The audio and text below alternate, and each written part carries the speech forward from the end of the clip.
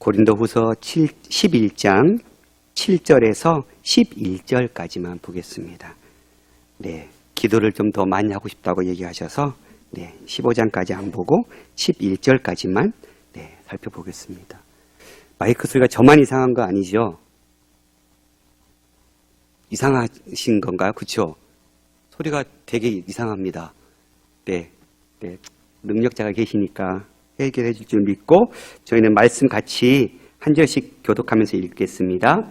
내가 너희를 높이려고 나를 낮추어 하나님의 복음을 값없이 너희에게 전함으로 죄를 지었느냐? 내가 너희를 섬기기 위하여 다른 여러 교회에서 비용을 받은 것은 탈취한 것이라. 또 내가 너희와 함께 있을 때 비용이 부족하였으되 아무에게도 누를 끼치지 아니하였음은 마게도냐에서 온 형제들이 나의 부족한 것을 보충하였음이라. 내가 모든 일에 너희에게 폐를 끼치지 않기 위하여 스스로 조심하였고 또 조심하리라. 그리스도의 진리가 내 속에 있으니 아가야 지방에서 나의 이 자랑이 막히지 아니하리라. 함께요. 어떠한 까닭이냐? 내가 너희를 사랑하지 아니함이냐? 하나님이 아시느니라. 아멘. 지난번 설교할 때 고린도후서 11장 1절부터 12장 13절까지는 사도 바울의 부득이한 사도적 자랑에 대한 단락이었다라고 말씀드렸습니다. 그래서 이 단락에서 바울은 고린도 교회 성도들이 그들의 그 대적자들의 말을 듣고 너무 쉽게 영향을 받고 있은 걸 깨닫고 이제 나도 이들에게 그 영향력을 끌어내기 위해서 내 자랑을 좀 해야 되겠다. 그러면서 자신의 자랑을 시작했고 이 자기 자랑을 학자들은 바보 연설이라고 부른다라고 말씀드렸습니다. 지난번 본문에서 바울은 고린도 교회 성도들이 예수 그리스도의 그 정결한 신부로 연결시켜주는 당신은 중매쟁이였다라고 말씀드렸습니다. 그래서 신부인 고린도 교회 성도들과 신랑 되신 예수님께 그들이 잘 연결될 수 있도록 연결고리의 역할을 감당했던 중매쟁이. 그런데 이렇게 복음으로 중매해서 고린도 교회 성도들과 예수 그리스도와 딱 연합되도록 결합되도록 해놨는데 이것을 깨트리는 사람들이 있었던 것이지요. 바울의 대적자들, 즉 거짓 선생, 거짓 사도리라고 불리우고 있는 그들이 고린도 교회에 와서 성도들을 예수 그리스도에게서 끊어내려고 하고 있고, 그렇게 하기 위해서 가장 쉬운 방법인 바울을 건드는, 바울을 무너뜨리는 이 일을 하고 있는 것입니다. 그래서 바울이 잘못된 일꾼이고 자신들이 진짜 하나님의 일꾼이다 이렇게 얘기하면서 여러 가지로 바울을 공격했습니다. 오늘 본문에서는 고린도 교회에서 연보를 받지 않은 것, 즉 선교 후원금을 받지 않은 것에 대해서 이 대적자들은 바울이 받지 않는 것은 바울이 아주 저급한 연설가이기 때문에 그렇고 너희 고린도 교회 성도들을 사랑하지 않기 때문에 그런다, 이러한 비방을 하고 있는, 이 비방에 대해서 바울이 변호하고 하면서 자기 자랑을 하고 있는 그런 본문입니다. 말씀을 살펴보겠습니다. 7절에 보니까 바울은 내가 너희를 높이려고 나를 낮추었다. 바울은 철저하게 복음을 전하는 일을 위해 자기를 낮춘 사람이에요. 복음은 나를 낮출 때 영향력이 흘러가는 것 같아요. 나를 높은 자리에 세워놓고 복음을 전하려고 하면 복음은 영향력이 없는 것 같아요. 바울은 철저하게 그 상황과 사람에 따라 자기 자신이 그렇게 유익을 누릴 수 있고 마땅히 그 권리를 누릴 수 있었음에도 불구하고 내려놓았어요. 철저하게 사람을 살리기 위한 일에만 집중했어요. 저와 여러분이 우리를 낮추고 다른 사람을 높이는 예수 그리스도의 그 삶을 닮았으면 좋겠습니다. 그렇게 낮추어서 있던 이유는 하나님의 복음을 값없이 너에게 전함으로. 그래서 이 낮추었다라는 표현은 나는 너희 고린도 교회 성도들로부터 선교비를 받지 않았다, 이런 뜻이 되겠죠. 그 이유는 복음을 값없이 너희에게 전하기 위해서.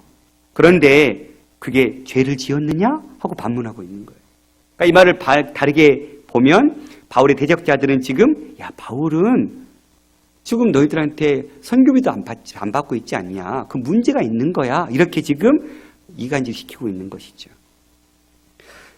이런 사실이야말로 실은 바울이 선교비를 받지 않고 생계비를 지원받지 않고 사역할 권리가 지원받으면서 사역할 권리가 있었음에도 불구하고 그렇게 받지 않았던 것. 이건 어떤 면에서 고린도 교회 성도들에게서는 더욱 감사해야 될 일이죠. 그리고 사도 바울의 입장으로서도 고린도 교회 성도들에게 아주 극진한 대접을 받아야 할 그런 상황일 텐데 전혀 생각지도 않게 오히려 이것이 바울이 사도가 아니라고, 바울은 거짓말장이라고 바울을 공격하는 그런 빌미가 돼버린 거죠. 왜 이렇게 바울의 대적자들로 인해서 바울이 이렇게 공격을 받았어야 했을까요? 그들은 바울을 무너뜨려야 자신들이 살아날 수 있으니까.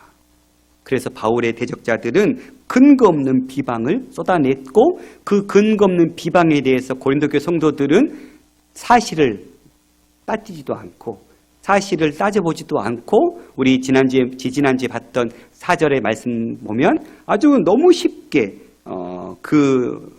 그들을 잘 용납했다 이런 표현을 썼거든요. 거짓 선생들의 거짓된 복음, 비복음적인 내용들을 너무 쉽게 받아들였다. 그러니까 바울을 무너뜨리기 위한 이 계략에 그 진짜인지 아닌지를 생각해보지도 않고 그냥 그걸 받아들여버리고 그러고 나서는 바울에게 잘못된 시선을 놓고 있는 고린도 교회 성도들. 바울의 대적자들은 이 본문을 통해서 바울이 아주 실력 없는 아마추어 연설가였기 때문에 돈을 받지 않았다. 또 고린도 교회 너희 성도들 사랑하지 않기 때문에 받지 않은 거다. 이러한 논리들을 펼쳤던 것 같아요. 11절에 보면 하나님 아신다 이런 말을 쓰고 있거든요.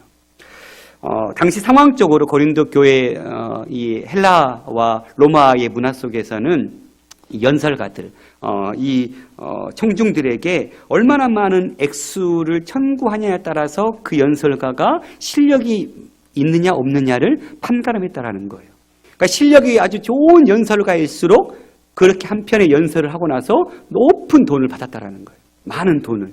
그런데 바울은 그래서 좀 그보다 좀 더 덜 받은 사람은 좀 더 덜 위대한, 좀 더 덜 유명한 그런 설교가고 돈을 받지 않는 바울은 완전히 이거는 아주 실력 없는 이렇게 지금 취급하고 있는 거예요. 또한 당시 상황 속에서 바울이 어떤 당시 유행하고 있는 사회적 관습을 따르지 않았어요. 그것은 뭐냐면 당시 이 헬라와 로마 사이에 깊이 뿌리박혀 있는 이 문제들 가운데는 부유한 자들이 가난한 자들에게 선물과 호의 등을 베풀 때 그걸 감사함을 받아야 해요. 부유한 사람들은 순회 철학자들에게 돈을 주었고 이런 돈은 이의 없이 그리고 후원에 대해 적절한 경의와 감사를 표하면서 받았어야 했어요. 그런데 지금 그런 입장에서 보면 바울은 그러한 사회적인 관습을 따르지 않고 있는 것이죠. 그러니 이런 것을 이용해서 바울은 아주 형편없는 실력자다. 이렇게 지금 모함하고 있는 것이죠. 그러나 바울이 이렇게 돈을 받지 않았던 이유, 선교비를 생활비를 받지 않았던 이유는 이미 고린도전서에서도 이야기했어요. 고린도전서 9장에 보면 1절부터 15절까지 이러한 내용을 하고 있는데요. 재정적 지원을 요구할 수 있었지만 바울은 철저하게 복음을 값없이 전하기 위해서 받지 않았거든요. 선교비를. 그래서 몇 구절만 찾아보면 4절에 보니까 고린도전서 9장 4절에 우리가 먹고 마실 권리가 없겠느냐? 그러니까 바울도 충분히 우리가 이 복음 전하는 전도자의 사명을 감당하면서 당연히 너희들로 인해서 먹고 마실 권리가 있다라는 거예요. 또한 7절에 누가 자기 비용으로 군복무를 하겠느냐? 누가 포도를 심고 그 열매를 먹지 않겠느냐? 누가 양떼를 기르고 그 양떼의 젖을 먹지 않겠느냐? 군인들도 삭슬 받고 그 군인의 일을 감당한다. 복음 전도자도 마찬가지다. 또 8절에 보면 내가 사람의 예대로 이것을 말하는 것이 아니라 율법도 이것을 말하고 있다 하면서 모세의 율법을 쭉 이야기하는데 12절에 보면 다른 이들도 너희에게 이런 권리를 가졌거든 하물며 우리일까 보냐. 다른 많은 제자들도 이런 권리를 가졌는데 바울과 그 일행들도 똑같은 이 권리를, 즉 복음 전도로 인해서 올인하는 삶을 살았기 때문에 마땅히 그에 대한 생계비와 선교비를 받는 것은 마땅한 것이다. 그러나 우리가 이 권리를 쓰지 아니하고 범사에 참는 것은 그리스도의 복음에 아무 장애가 없게 하려 함이로다. 바울이 생각했겠죠. 고린도 교회에서는 이 선교비를 받지 않는 것이 복음이 좀 더 유익하게, 더 효과적으로 전달될 수 있겠다. 이런 생각을 얻게 되었고, 그런 생각이 있었기 때문에 내가 받지 않아야 되겠다라고 스스로 결정한 거예요. 그리고 이후에 13절에 보면 그 율법에 나와 있는 성전의 일을 하는 이들은 성전에서 나는 것을 먹고 제단에서 섬기는 이들은 제단과 함께 나누는 것을 너희가 알지 못하느냐. 이와 같이 주께서도 복음 전하는 자들이, 주님도 복음으로 말미암아 살리라. 예수님도, 율법도 예수님도 당연히 복음 전도자가 그 복음 전하는 것 때문에 먹고 마시는 것은 당연한 권리다. 그런데 우리는 너희에게 조금 더 효과적으로 복음을 전하기 위해서 결정하고 받지 않은 것뿐이다. 이걸 이미 고린도전서 편지를 통해서 보내줬단 말이에요. 그런데도 계속 이 문제가 해결되지 않은 거예요. 고린도에 처음 발을 내디뎠을 때 후원을 요구하지 않았던 그 이유는 오해의 소지를 남기지 않기 위해서였죠. 많은 교사들이 자신의 강연 능력을 이용해서 많은 이윤을 벌어들일 목적으로 로마 제국을 순회하던 그 시대였으므로 자신은 그런 사람들 가운데 한 사람이 되지 않기를 결정한 거고, 바울이 순전한 복음을 전하는 자신의 자유를 보호하고 복음 자체가 드러나기 위한 결정 때문에 이렇게 한 거라는 사실이에요. 직업적인 연사들처럼 보수를 요구한 대신 바울은 브리스길라와 아굴라와 더불어 장막을 만드는 육체적인 노동을 감당하면서 고린도 교회에 1년 6개월의 사역을 감당했었어요. 사도행전 말씀에 보면 그 후에 바울이 아덴을 떠나서 고린도에 이르렀어요. 그리고는 아굴라라 하는 본도에서 난 유대인 한 사람을 만났고, 글라우디오 황제가 모든 유대인을 명하여 로마에서 떠나라는 그 칙령 때문에 그 안에 브리스길라와 함께 이탈리아를 건너서 새로 이 고린도에 와 있는 거예요. 그런데 그들의 생업이 뭐였어요? 생업이 같다라고 표현하고 있는데 그 생업은 천막을 만드는 일이다. 이 브리스길라 아굴라가 당시에 천막을 만드는, 이 천막은 전쟁에 있어서 굉장히 중요한 도구 중에 하나였어요. 장기간의 전쟁, 장기간의 거리를 이동했기 때문에 반드시 천막을 통해서 군사들은 보호를 받아야 했고, 천막을 치고 잠을 자면서 이동하는, 그러니까 아주 천막 장사는 쏠쏠한 그런 장사 중에 하나였었던 거예요. 그 일에 바울은 함께 일하면서 자발적으로 자기가 돈을 벌면서 고린도 교회 성도들에게는 돈을 요구하지 않은 이런 삶을 1년 6개월 동안 살았던 것이죠. 그리스 상류층의 사람들은 육체 노동은 천하게 여겼습니다. 당시 문화 속에서는. 그래서 그리스 로마 사회에서는 순회 선교사들이 체면을 손상시키는 육체 노동보다는 후원을 받는 것이 더 명예로운 길이다라고 인정했고, 그렇게 후원받았던 것이죠. 그러나 유대인들은 손으로 하는 노동을 굉장히 중요시 여겼어요. 실제로 율법 교사인 랍비들은 일종의 수공 기술로 자립하면서 삶을 살았거든요. 그러니까 어떤 면에서 지금 바울은 그 랍비 교육 받은 대로 자신의 사역 가운데 적용하고 있는 것이죠. 그런데 고린도 얄팍한 교사들은 바울이 이런 일을 한다고 해서 바울을 천한 사람이라고, 당시의 사회문화적인 그 관습 속에서 바울을 매장시키고 있는 것입니다. 8절에 볼까요? 내가 너희를 섬기기 위하여 다른 여러 교회에서 비용받은 것은 탈취한 것이다. 바울은 고린도 교회 성도들에게는 후원금, 선교비를 받지 않았지만 그 대신 다른 교회, 다른 여러 교회, 아마도 마케도니아의 빌립보나 아데닌, 베레아나 데살로니가 교회나 이런 교회들로부터, 특별히 빌립보 같은 경우는 빌립보서를 통해서 아주 바울을 적극적으로 도와줬던 교회 중에 한 교회거든요. 그런 교회의 도움을 받아서 사역을 했는데 그 표현을 탈취한 거라는 표현을 쓰고 있어요. 이 탈취했다라는 이 헬라어는 1세기의 군인이 적군을 발가벗기는 그 모습을 묘사하는 군사적 용어로 강탈하다, 약탈하다 이런 뜻이거든요. 그러니까 마치 지금 바울은 나는 너희들에게 받지 않았지만 다른 교회에게 강탈하듯이 내가 헌금을 뺏었다. 이렇게 지금 표현하고 있어요. 왠지 좀 이상한 표현 같지요.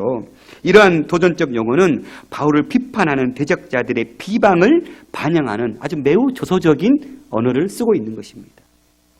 바울의 대적자들이 이런 표현을 쓰고 있으니까 내가 마치 그런 표현을 쓰면서 내가 진짜 그렇게 탈취한 것처럼 내가 그렇게 다른 교회에서 받아가지고 내가 니네 교회 사역했냐? 막 이런 비꼬는 그런 조소적인 이야기겠죠.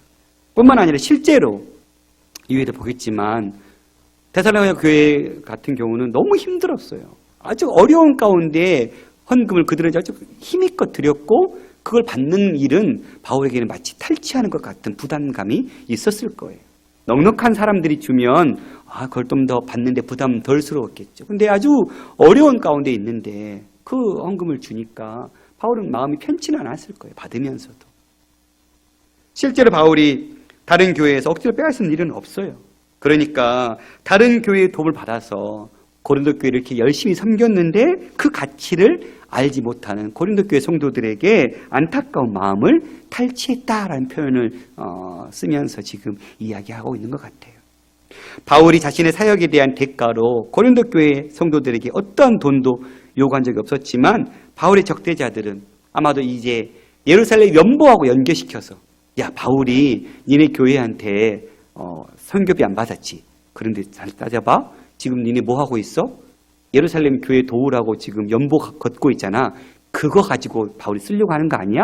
막 이렇게 대적자들이 순수한 지금 예루살렘 성도들 돕기 위한 이 연보를 모으는 이 일을 가지고 아마 바울을 또 공격했던 것 같아요. 그래서 바울은 그것을 알고 이미 이러한 문제들 어느 정도 예상했고 그리고 그는 고린도 교인들이 자체적으로 사람들을 지명해서 이 연보를 모으고 전달하는 일을 감당할 수 있도록 일을 그들에게 맡겨놨었어요. 후서 8장 20절 21절만 잠깐 보면 이것을 조심함은 이 연보를 모으고 있는 일이에요. 우리가 맡은 이 거액의 연보에 대하여 아무도 우리를 비방하지 못하게 하려 함이니 이는 우리가 주 앞에서뿐 아니라 사람 앞에서도 선한 일에 조심하려 함이라. 이미 바울은 예루살렘 교회를 돕는 이 연보를 준비하면서도 혹시라도 자기 자신의 대적자들이 이것 가지고도 비방할까 봐 아마 비방했던 것 같아요. 그래서 이런 걸 철저하게 관여하지 않고 고린도 교회 성도 대표자들이 이거를 들고 가서 전하도록 배려하는 이런 지혜로움을 비춰주고 있는 것이죠. 그럴 정도로 바울은 고린도 교회 성도들을 지금 배려하고 있는 거예요. 그런데 도리어 9절에 보면 또 내가 너희와 함께 있을 때 비용이 부족하였대. 그러니까 바울은 고린도 교회 성도들에게 받아도 될 상황이었어요. 넉넉한 상황이 아니었어요. 다른 교회들이 준 선교비 가지고 선교회에 올인할 수 있는 상황이 아니었어요. 그렇게 고백하고 있잖아요. 내가 너희와 함께 있을 때 비용이 부족하였다. 아무에게 누구를 끼치지 아니하였음은 마케도니아 온 형제들 나의 부족한 것을 보충하였다.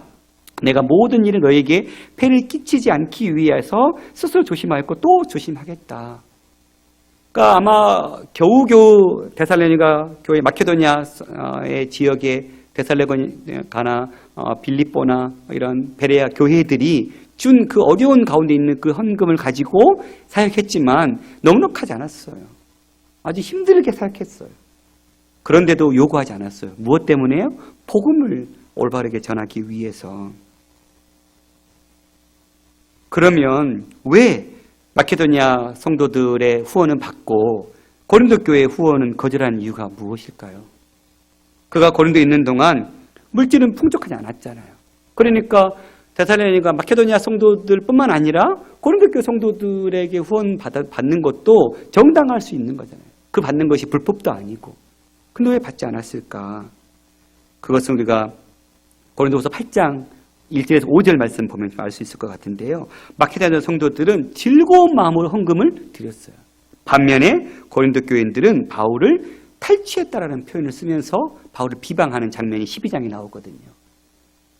그러니까 그걸 염려한 거죠. 지금 고린도후서 8장 1절에서 5절 보면 형제들아 하나님께서 마케도니아 교회들에게 주신 은혜를 우리가 너희에게 알리는데 이 형제들은 고린도 교회 성도들이죠. 환란의 많은 시련 가운데서 마케도냐 성도들은 그들의 넘치는 기쁨과 극심한 가난이 그들의 풍성한 연보를 넘치도록 하게 했다.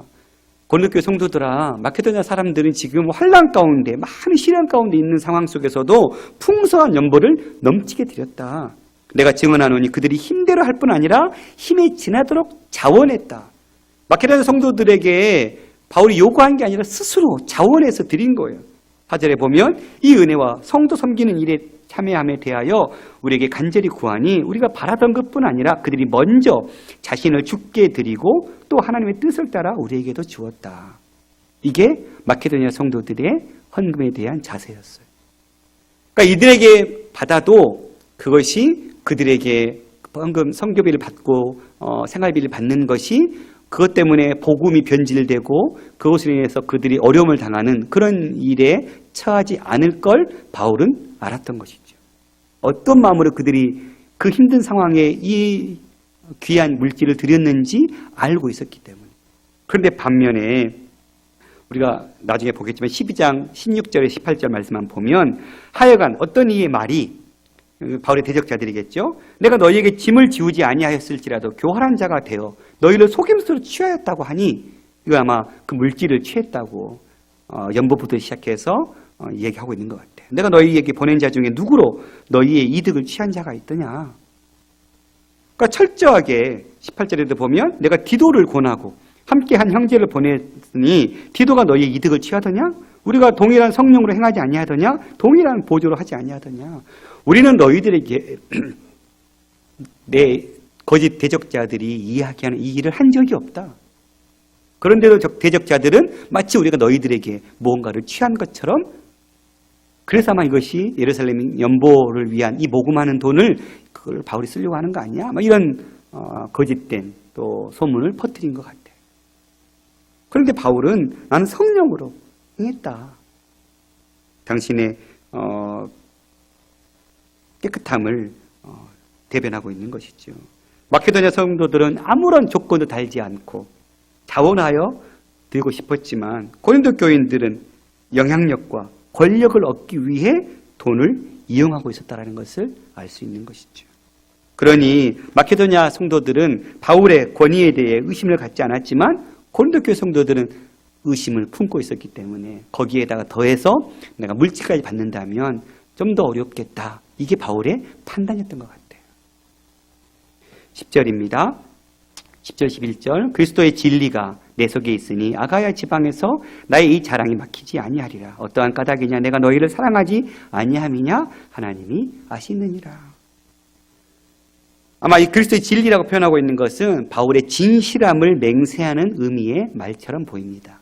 나는 진실하다. 그리스도의 복음이 그리스도의 그 진리가 불변하고 확실하고 신실한 것처럼 나도 너희들 앞에 그 신실함으로 정직함으로 섰다. 내가 진실함을 맹세한다. 경제적인 문제에 있어서 그의 자립적인 태도가 고린도 교인들에 대한 무관심이나 교만한 태도에 관련된 것이라는 그 거짓 사도들의 비난에도 불구하고 그 재정적인 문제에 있어서 자신의 이러한 태도가 나는 그리스도의 진리와 일치한다는 것을 고백할 수밖에 없다. 이런 고백인 것 같아요. 그러니까 나는 하나님 앞에 한치의 부끄러움도 없다. 그리고 너희를 사랑하지 않아서 그런다 라고 얘기하고 있는 그 거짓 선생들의 말에 귀를 기울이지 마라. 나는 내가 너희를 사랑한 것은 하나님이 아신다. 이렇게 바울은 지금 바울의 적대자들, 그 대적자들의 공격에 의해서 대변하고 있는 이러한 일들을 감당하고 있습니다.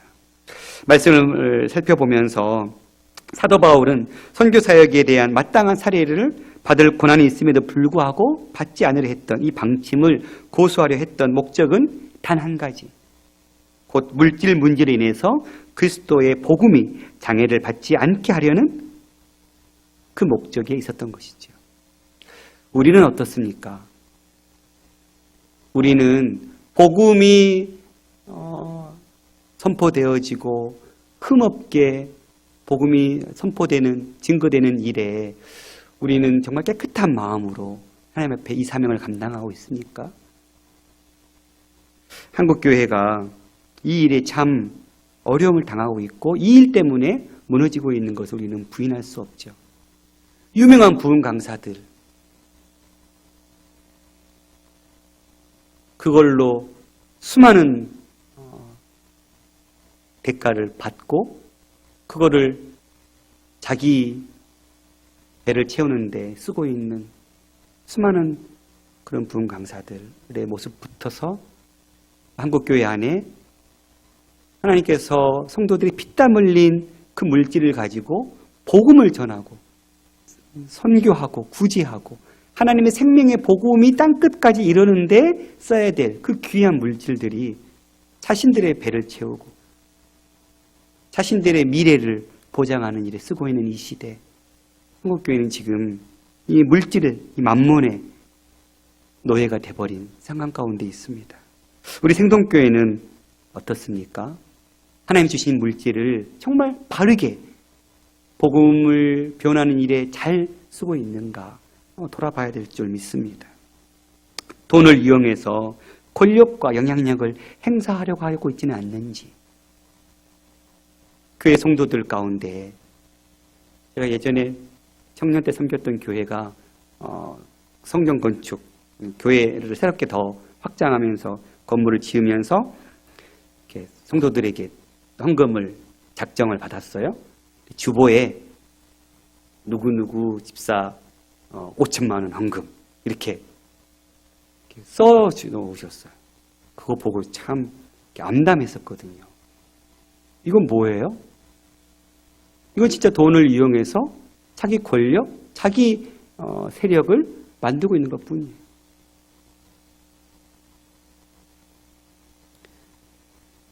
경제 후원은 복음 사역자에게 필요한 부분이죠. 하지만 그 후원이 성도들에게 짐이 되지 않도록 배려하는 것 역시 아주 중요한 일이겠죠.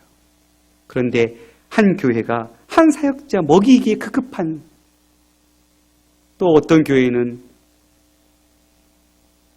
많은 성도들로 인해서 정말 어느 대기업 회장님, 사장님 못지않은 그런 물질의 복을 누리고 그거를 계속 또 유지하기 위해서 자기 아들에게 세습하고 있는 이 세대 속에서 바울의 음성을 들어야 될 줄 믿습니다.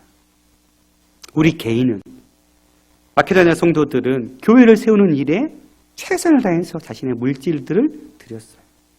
그건 어떤 고백입니까?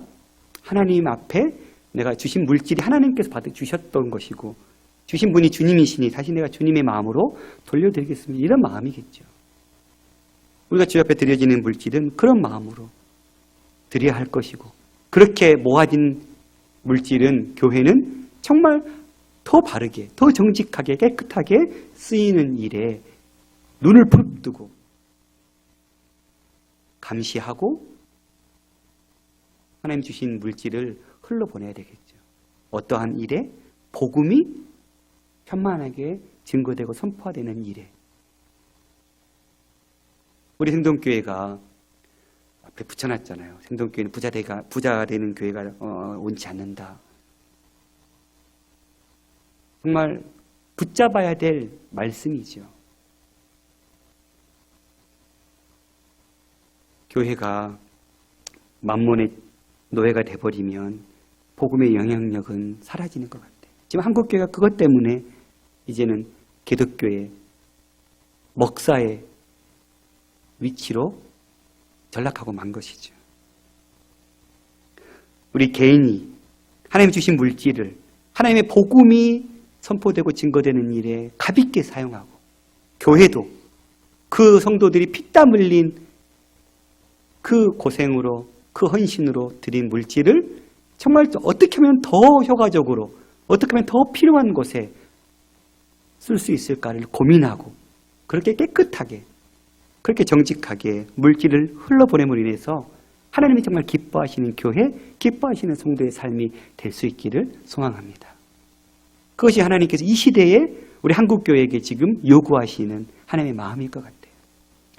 너희들이 지금 그 물질을 이용해서 너희 왕국 만들고 있는데, 복음을 이용해서, 복음이라는 이름으로 복음이 아닌 돈을 붙들고 있는 그들이죠. 그들은 복음을 전하고 있고 복음 앞에 섰다고 이야기하겠지만 그들이 물질을 붙들고 있는 한 그들은 돈이 그들의 복음이고 그들은 돈 때문에 그 복음을 이용하고 있는 것뿐입니다. 말씀을 내 개인에게도 적용하면서 하나님이 주신 성도들이 정말 벅차게 주신 생활비죠. 더 아끼고 나도 더 귀한 일에 내 물질이 흘러가도록 받는 데만 인색한 삶이 아니라 받은 만큼 더 흘러보내는 삶으로 더 필요한 곳에 더 낮은 곳에 쓸 수 있는 그런 훈련들이 내 안에 있어야 되겠다. 그런 적용들도 해보았습니다. 여러분에게 바울의 마음은 어떻습니까?